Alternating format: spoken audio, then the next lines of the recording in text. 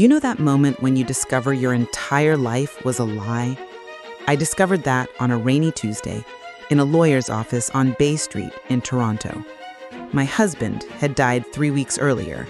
I was still wearing black, still felt his scent on the pillow, and it was exactly that day that Mr. Peterson looked me in the eyes and said, "I'm sorry, Beatrice, but you won't receive anything."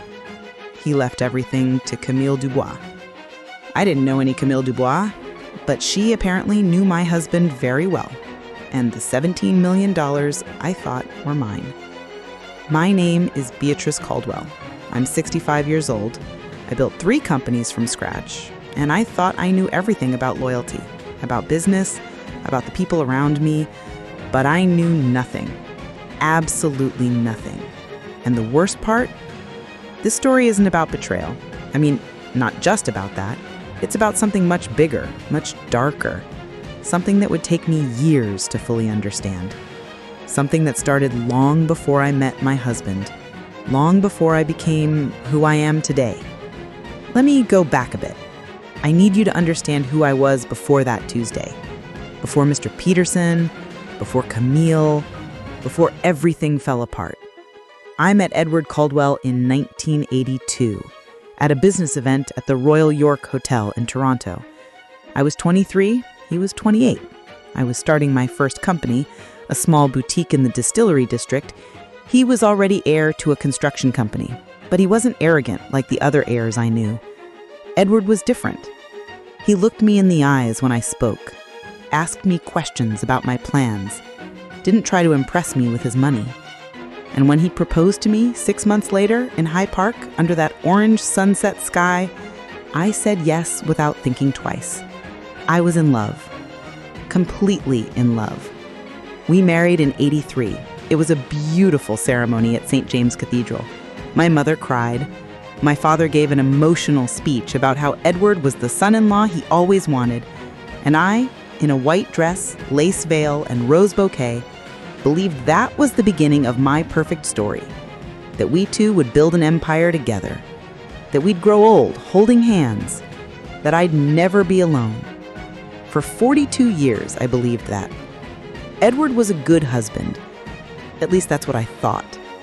He supported me when I wanted to expand the business, gave me capital when I needed it, introduced me to important people, and when I finally managed to transform my small boutique into a chain of women's clothing stores, he was the first to celebrate with me. We opened French champagne that night, made love on the living room carpet. He told me he was proud of me, that I was the most incredible woman he ever met. And I believed it. Believed every word. But there's something about long marriages that nobody tells you when you're young. There's something about 40 years of living together that people hide beneath smiles at parties and anniversary photos. It's this. You stop really looking at the person beside you. You stop paying attention to details, to silences, to absences, because you already know that person so well, or at least think you do, that you don't need to investigate anymore. Don't need to ask anymore, don't need to doubt anymore. And that's exactly what I did. I stopped doubting, stopped asking, stopped looking. Edward started traveling more in 2015. Always business meetings, always important commitments, always urgent things only he could resolve. I didn't question it. Why would I? Because I traveled a lot too. Because I also had commitments. Because I trusted him. And because, let's be honest, after more than 30 years of marriage, you don't feel that need to be glued together all the time anymore. You've already built a life, a routine, trust. Or at least that's what I thought. The trips became more frequent in 2018. He'd go to Vancouver, to Montreal, to Quebec City, always alone, always came back tired, but happy, relaxed. And I, immersed in my own business, my own meetings, my own worries, simply let it happen. I even liked when he traveled, to tell you the truth. It gave me time for myself, time to focus on work, time to not have to prepare dinner or make small talk in bed before sleeping.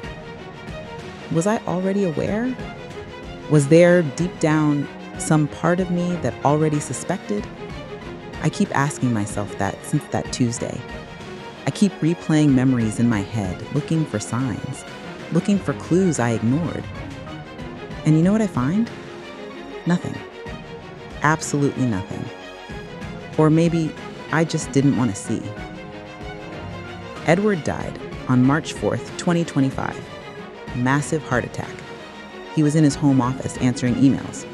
I was in the living room, watching a series on Netflix. It was about 10 at night.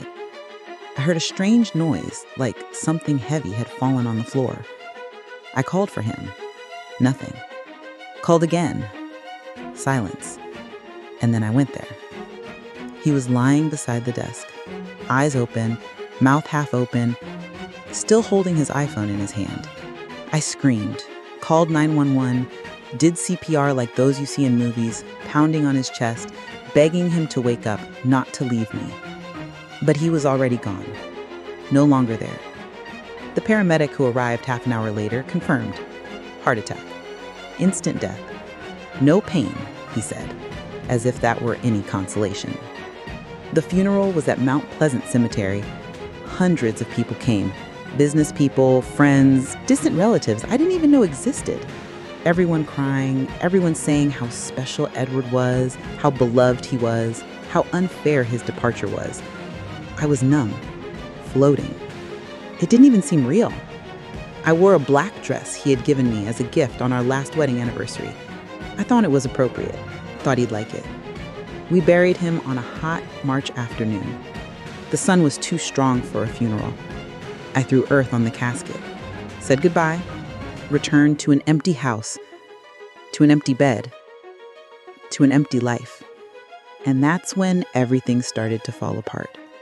3 days after the burial, I received a call from Mr. Peterson, the family lawyer for over 20 years. He said he needed to talk to me about Edward's will, that it was urgent, that I needed to come to his office as soon as possible. I thought it was strange. Edward and I had talked about the will years ago. Everything was divided equally between us. If he died, I'd get everything. If I died, he'd get everything. Simple as that. We didn't have children. There was nobody else to fight over inheritance. But I went, because when a lawyer calls you with that tone of voice, you go. Mr. Peterson's office is in a corporate building on Bay Street, 18th floor, view of Lake Ontario, and the city's chaotic traffic. He received me with a formal handshake, offered me coffee, which I refused, and asked me to sit. There was a brown folder on the desk, thick, full of papers. He opened it slowly, adjusted his glasses, and looked at me with that expression lawyers make when they're going to give you bad news. "Beatrice," he said, "I need to talk to you about Edward's will. He made some recent changes." "Changes?" I asked. My voice sounded strange, distant. "Yes, significant changes. He came here in January of this year and redid the entire will, without telling you, apparently." My heart started beating faster. "What do you mean by redid?" Mr. Peterson sighed. He was uncomfortable, scratched his forehead, looked at the papers as if he wanted them to disappear. "Beatrice, Edward left all his personal fortune to a woman named Camille Dubois, including the bank accounts, the investments, the properties that were in his name. Everything." I blinked. Once, twice, 3 times. "I'm sorry, I didn't understand. Camille who?" "Camille Dubois. She's 28 years old, lives in Montreal." The world stopped. I swear the world literally stopped spinning for a few seconds. I looked at Mr. Peterson, waiting for him to say it was a joke, a prank, a mistake. But he just looked back at me with pity. With that pity people have when you're the last to know something everyone already knew. 28 years old, I repeated, and my voice came out as a whisper. "A mistress." "I don't know the details of their relationship," Mr. Peterson said quickly, raising his hands as if wanting to protect himself. "I only know what's in the will, and what's here is very clear. All his personal fortune goes to her." "How much?" I asked. I don't even know why I asked. It wasn't about the money. It never was about the money. But I needed to know, needed to understand the dimension of the betrayal. $17 million, plus 3 properties, plus the construction company shares that were in his name.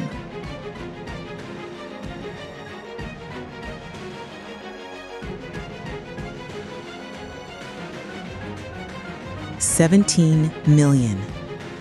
42 years of marriage. And he left $17 million to a girl I'd never seen in my life? I didn't cry. Not at that moment. I just sat there, looking at Mr. Peterson, trying to process what he had just told me, trying to fit that into the image I had of my husband, of the man I loved, of the man who slept beside me for over 4 decades. "There's more," Mr. Peterson said, and his voice was even lower now. "More?" I almost laughed. "How can there be more?" He took a photo from the folder and slid it across the desk to me. It was a photo of a girl. Long brown hair, light eyes, wide smile. Beautiful. Very beautiful. She was on a beach, in a pink bikini, with the blue ocean behind her. And beside her, with his arm around her waist, smiling that way I knew so well, was Edward. My Edward. My stomach turned. I picked up the photo with a trembling hand and brought it close to my face. It was him, without a doubt. Thinner than I remembered, more tanned, more happy. He was happy in that photo. In that way, he hadn't been with me for years. In that way, maybe he never was with me. "Where did you get this?" I asked. It was with the documents he left, along with the letter for her. A letter? He wrote a letter to her? To the mistress? To the 28-year-old girl who was now a millionaire because of him? "I want to see it," I said. "Beatrice, I want to see the letter." Mr. Peterson hesitated, but then took another sheet from the folder. It was handwritten, with his handwriting, that slanted handwriting I knew from anniversary cards, from notes on the fridge, from shopping lists. He passed it to me. I read, and with each word, a part of me died. "My dear Camille," the letter began, "if you're reading this, it's because I'm no longer here. I want you to know that the last 7 years by your side were the happiest of my life. You made me feel alive again, made me remember who I was before I got lost in obligations, commitments, appearances. With you, I could be myself. With you, I was free. I know our situation was never easy. I know you deserved more than hidden weekends and promises of a future I never had the courage to build while alive. But now, at least, I can give you this. Everything that's mine is yours. Live well. Be happy. Forgive me for not having the courage to leave everything for you while there was time. With all my love, Edward." 7 years. He'd been with her for 7 years. I was so focused on my business, on my trips, on my things, that I didn't notice my husband had an entire parallel life, a life where he was happy, where he was free, where he loved someone who wasn't me. "Beatrice," Mr. Peterson was talking, but his voice seemed to come from very far away. "You still have the companies. Everything in your name continues to be yours. The stores, the personal investments, the house. He only left his part to her. You won't be left with nothing." But I was already left with nothing. without a husband, without truth, without a past. Because if the last 7 years were a lie, how many years before were too? How many smiles were fake? How many I love yous were empty? How many times did he touch me thinking of her? I got up, took the photo, took the letter, and left that office without saying a word. Went down the 18 floors by stairs because I couldn't wait for the elevator. Needed to get out, needed to breathe, needed to understand what just happened to my life. When I got home, it was already night. I still live, in a Victorian house in Rosedale, a house I myself bought in the 1990s with money from my first big sale. Edward always said he loved that place, that it was our refuge, our home. But now, looking at the furniture, at the photos on the walls, at the empty king-size bed, everything seemed fake. Everything seemed like scenery. I went to his office, that place where he died, where I found him fallen, still holding his iPhone. I'd never touched his things after the funeral. Didn't have the courage. But now I had. Now I needed. I opened the drawers, rummaged through papers, searched for more lies, more secrets, more evidence that the man I loved never really existed. And it was in the third drawer, under a pile of old receipts, that I found it. A cell phone. A cell phone I'd never seen before. It was off. Battery probably dead. But I knew, even before turning it on, what I'd find there. I knew that cell phone was the key to everything, to all the secrets, to all the truth. I plugged it in to charge, waited. And when the screen lit up, my fingers were shaking so much I almost dropped it. No password. Edward was never good with technology. Thought these things were too complicated. I opened the messages. And that's when my life really fell apart.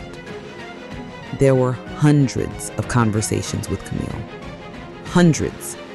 Good morning messages, photos, voice notes, conversations about her day, about their plans, about how he was going to leave everything to her in the will, about how after he retired, they'd live together in Montreal, far from Toronto, far from me, far from everything. He was planning to leave me. It wasn't an affair. It wasn't an adventure.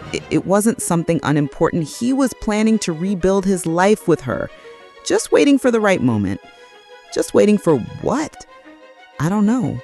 Maybe waiting for courage. Maybe waiting for me to find out. Maybe waiting for his own death, which came before he needed to have that conversation with me. I scrolled through the messages with trembling hands. And that's when I saw something that made my blood freeze. A message from her, from 2 weeks before he died. Love, are you sure he won't find out? I'm afraid of what might happen if someone knows the truth. Find out what? What truth? I kept reading. His response, nobody will know, I promise. And even if they do, it's all resolved. The will is ready. The money goes to you. Beatrice will never imagine. Never imagine what? I clicked on the previous conversation, and the previous, and the previous. And the more I read, the more confused I got.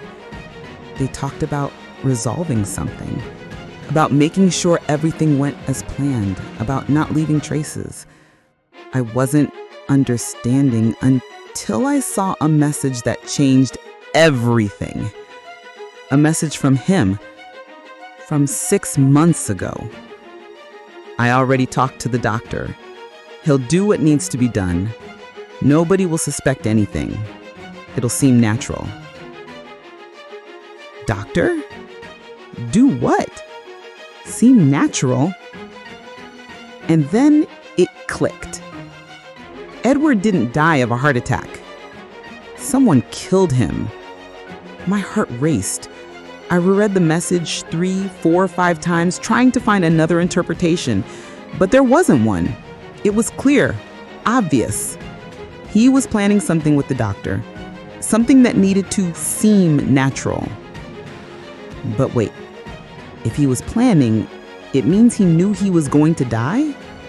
That doesn't make sense. Unless he wasn't planning his own death. Unless he was planning someone else's death. Mine. I dropped the cell phone on the floor. My legs weakened and I had to lean on the desk not to faint. My husband was planning to kill me. To be with Camille. To live the life he wanted without having to divorce, without having to divide assets, without having to face society's judgment. He was going to kill me. And then he died first. Irony of fate? Divine justice? Or something more? I picked up the cell phone again with trembling hands and kept reading. I needed to understand, needed to know exactly what he was planning. And that's when I found the doctor's name. Dr. Anthony Chen. I knew that name. It was his cardiologist, the doctor he visited every year for checkups, the doctor who signed his death certificate. My God, the doctor was involved. The doctor who declared Edward died of a natural heart attack was involved in the plan to kill me. But then, why did Edward die? If they were planning to kill me, why was he the one who died? I needed answers. And I knew exactly where to get them. I grabbed my cell phone, my real cell phone, not that bomb of secrets I just discovered, and called Mr. Peterson. It was almost 10 at night, but I didn't care. He answered on the third ring, sleepy voice. "Beatrice, is everything okay?" "I need her address," I said, straight to the point. "Camille's. I need to talk to her." "Beatrice, I don't think it's a good idea for you to give me the address now." 5 minutes later, I had Camille Dubois' address on my cell phone screen, an apartment in Old Montreal. Of course it was an apartment. Of course Edward bought an apartment facing the St. Lawrence River for her, because with me, he never wanted to live near water. Always said he didn't like boats, sun, salt water, another lie in the pile of lies that was our marriage. I didn't sleep that night. I stayed awake, looking at the ceiling, trying to fit the pieces together. Edward was planning to kill me, but he died before, of a heart attack. Or at least that's what Dr. Chen said. But if Dr. Chen was in the plan, how could I trust the cause of death? And Camille? Did she know about the plan? Was she involved? Or was she just a piece in his game? A 28-year-old girl in love with an older man who promised the world to her? I needed to find out. The next morning, I packed a small bag, canceled all my meetings for the week, and drove to Montreal. It was 7 hours on the road.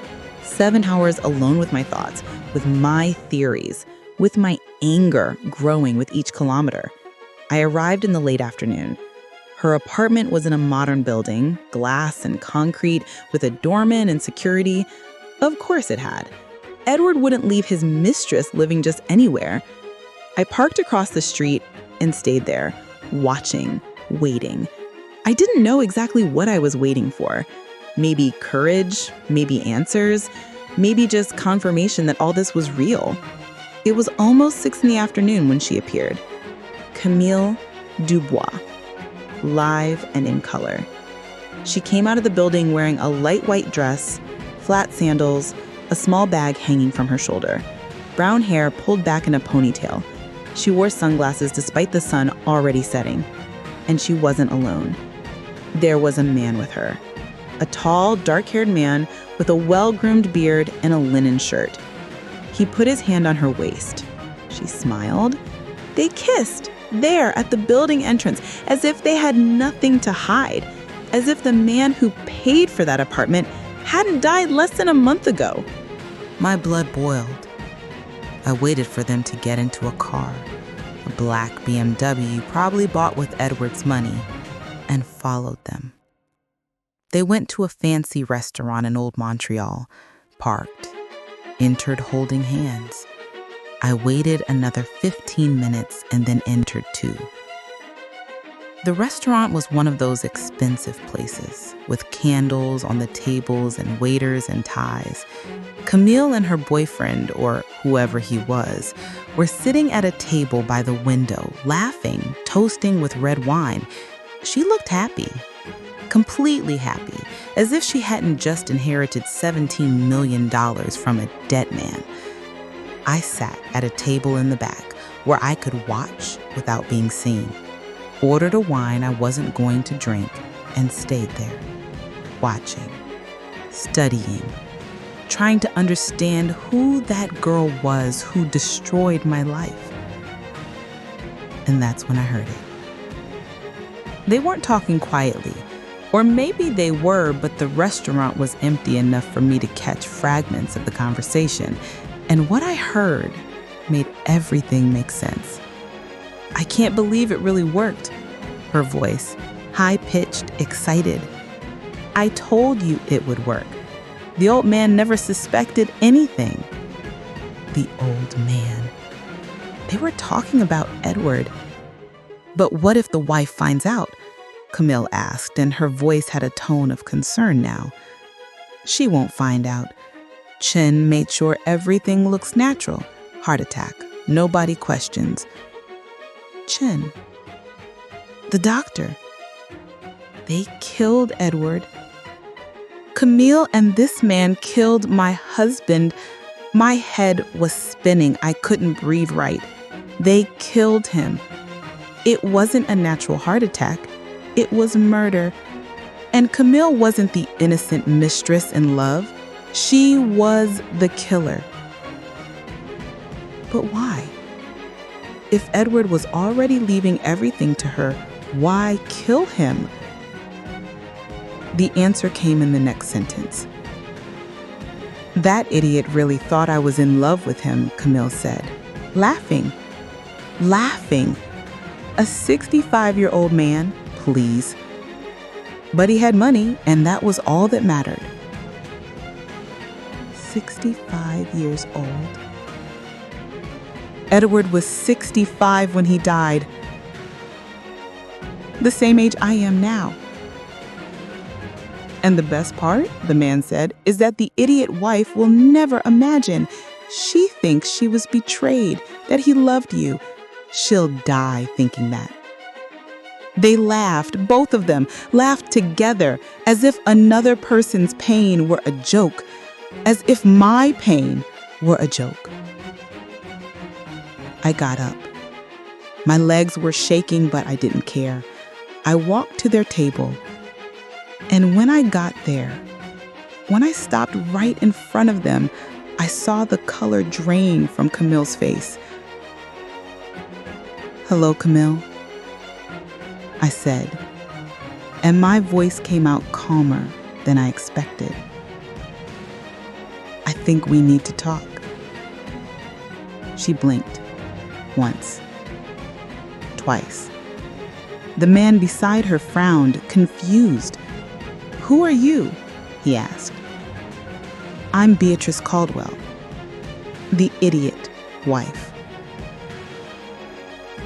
The silence that followed was deafening. Camille tried to speak, tried to explain herself, but I raised my hand and she fell silent. "I heard everything. Every word. And I want you to know something." I leaned forward, resting my hands on the table. "You won't get away with this. I'll personally make sure you pay for what you did." And then I left. Left that restaurant, got in my car, and drove. I didn't go back to Toronto. Not yet. First, I needed evidence. Needed something concrete to take to the police. Because a conversation I overheard in a restaurant wasn't enough. But I knew where to start. Dr. Anthony Chen, the doctor who signed the death certificate, the doctor who was in the messages on Edward's secret cell phone, the doctor who made sure everything looked natural. I found his office online. It was in downtown Montreal. I made an appointment for the next day, using a fake name, said I was having heart problems, that I needed an urgent checkup. The secretary gave me an appointment for 2 in the afternoon. Perfect. I spent the night in a hotel near the waterfront. Didn't sleep. How could I? My husband was planning to kill me, but was murdered before by his mistress and her boyfriend, and the doctor who was supposed to have been my ally was an accomplice. It was so much betrayal, so much evil that my brain couldn't process it all at once.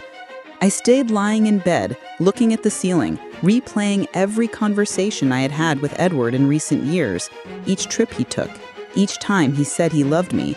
Was it all a lie? Or at some point, way back, had it been real? And the worst question of all, how did I not notice?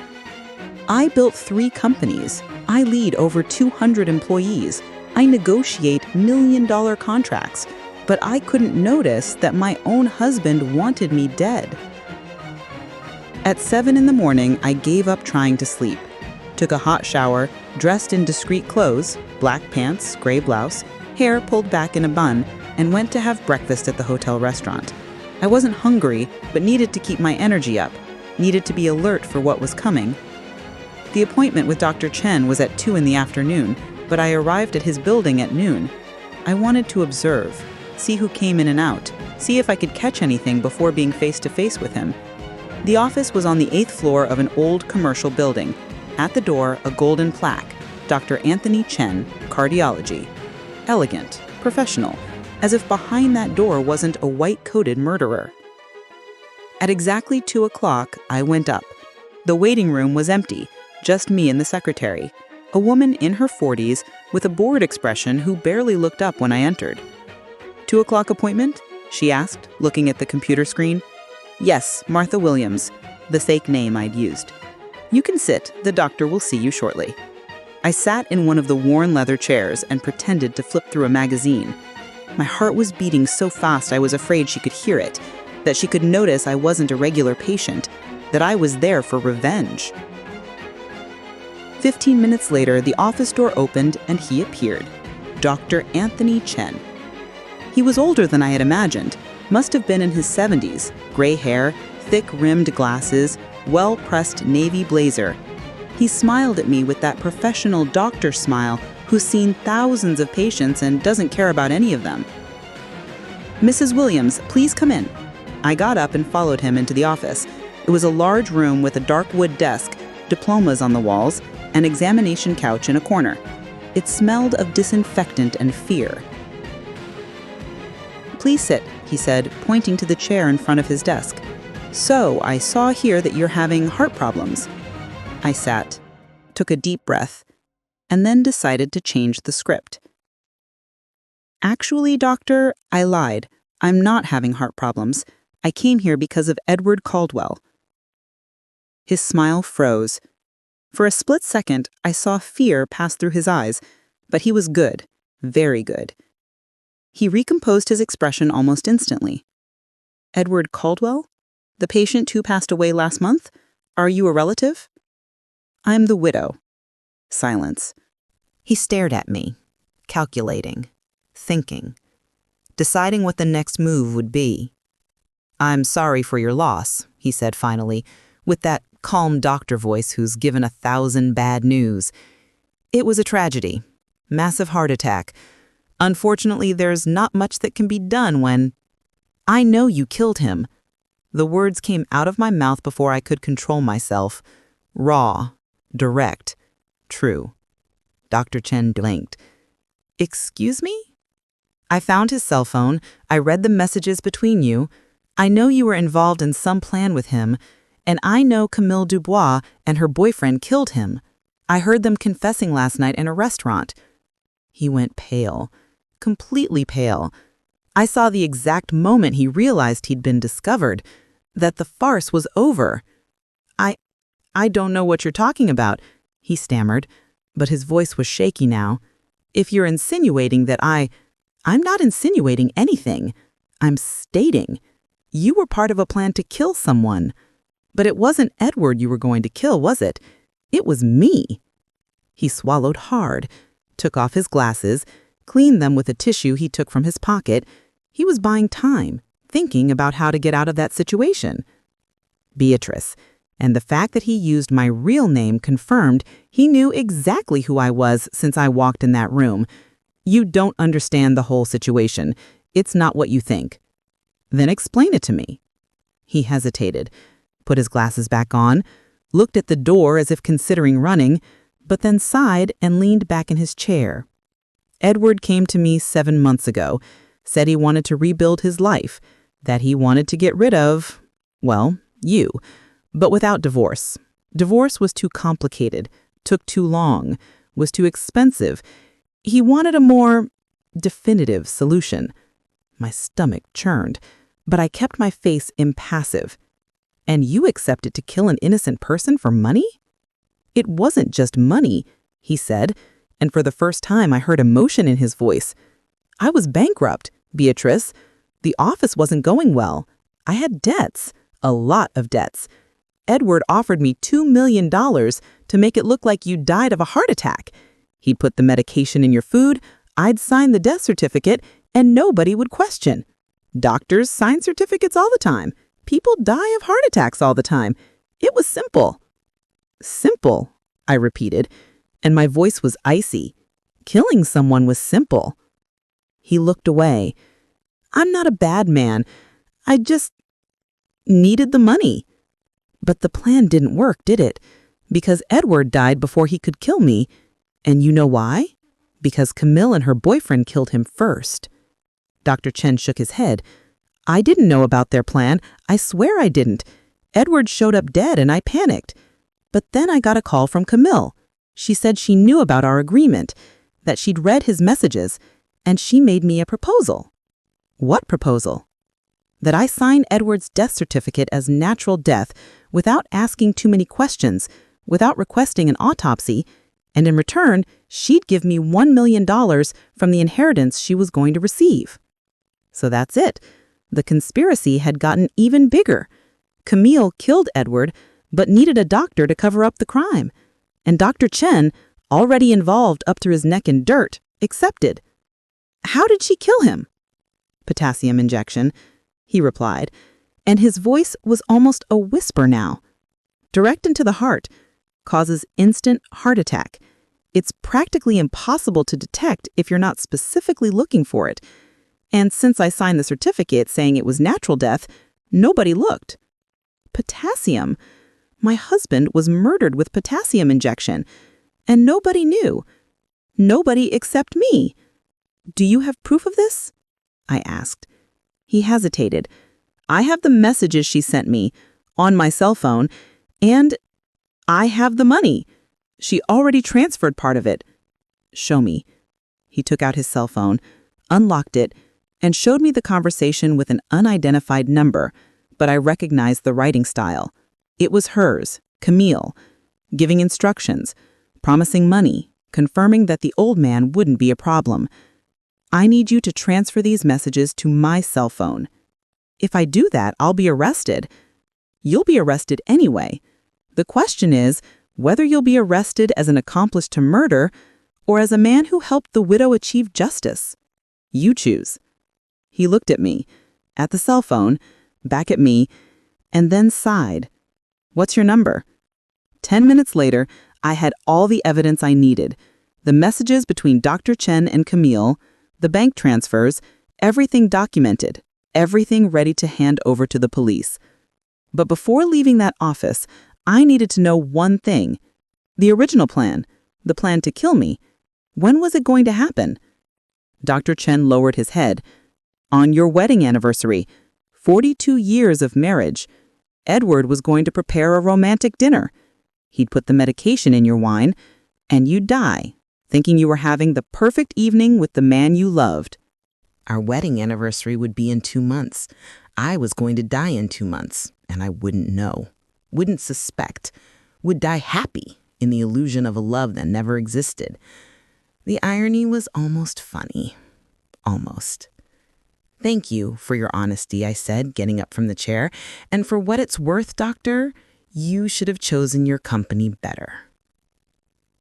I left that office with the evidence on my cell phone and a certainty in my heart.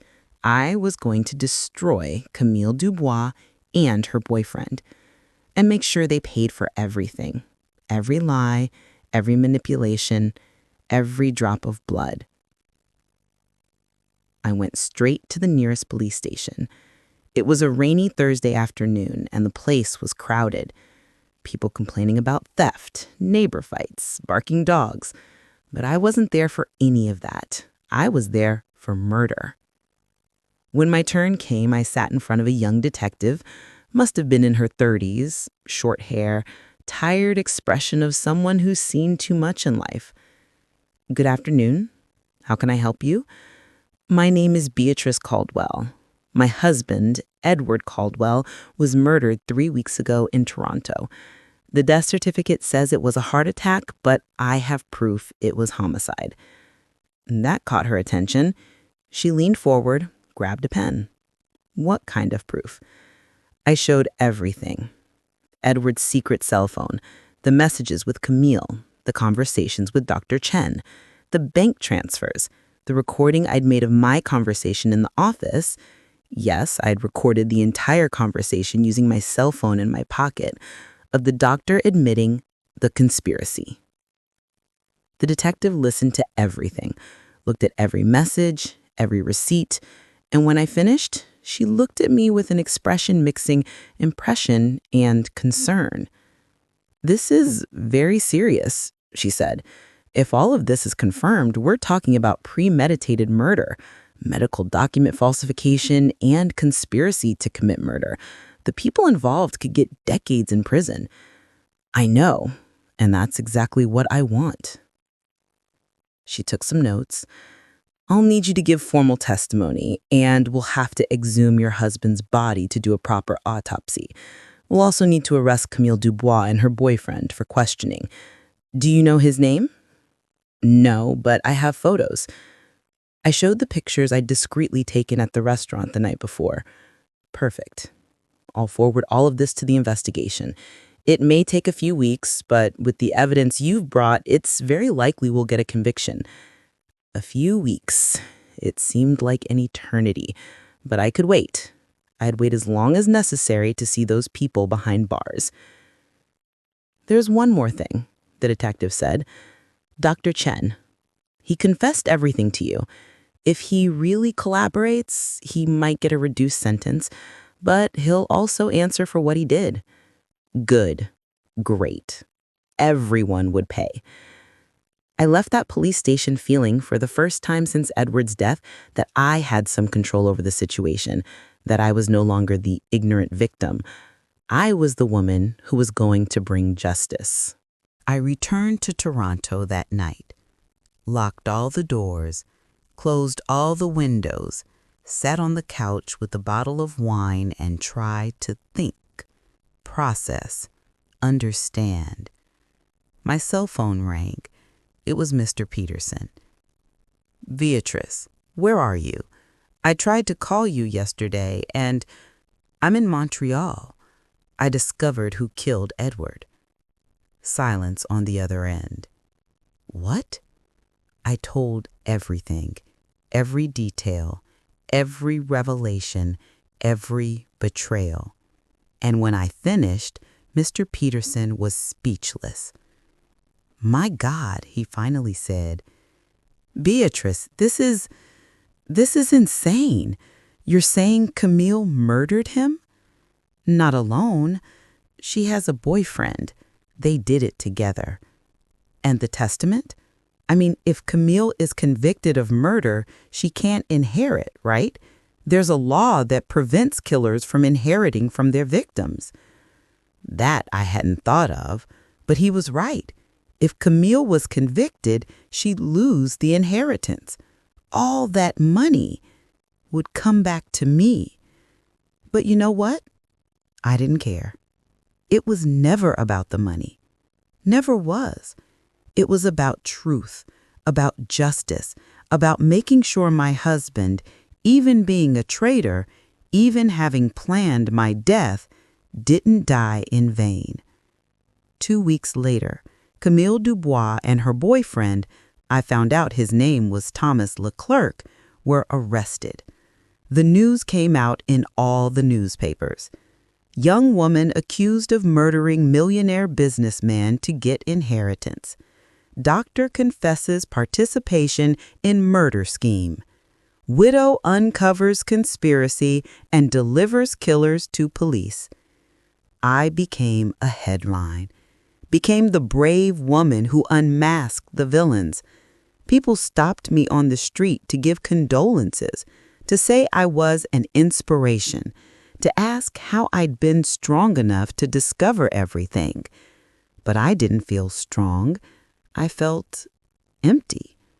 Because in the end, discovering the truth didn't bring Edward back, didn't erase the lies, didn't heal the wound of knowing the man I loved for 42 years wanted to see me dead. How did I not notice? That question haunts me every day. The trial happened 6 months later. I was there, in the front row, watching Camille enter in handcuffs, wearing an orange prison jumpsuit, her brown hair now unkempt, face without makeup. She looked at me. For a second, our eyes met, and I saw something in her I didn't expect to see. Fear. She was afraid of me, afraid of what I'd done, afraid of the truth I'd exposed. And you know what? I liked that. The prosecutor presented all the evidence, the messages, the transfers, the recording of my conversation with Dr. Chen, the exhumation report of Edward's body confirming the potassium injection. Thomas tried to claim it was Camille's idea. Camille tried to claim it was Thomas's idea. But in the end, it didn't matter whose idea it was. They'd both executed it. They were both guilty. Dr. Chen testified as a prosecution witness, confirming everything. He got 8 years in prison as an accomplice. It could have been worse, but the cooperation helped close the case.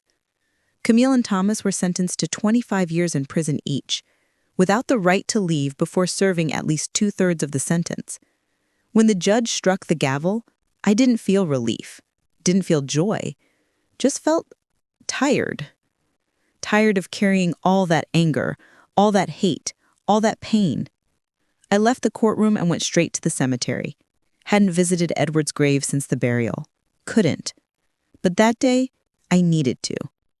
I stood there, in front of his tombstone, reading the engraved name in marble, Edward Caldwell, beloved husband, rest in peace. Beloved husband. What a joke. I discovered everything, I said aloud, not caring if anyone was listening.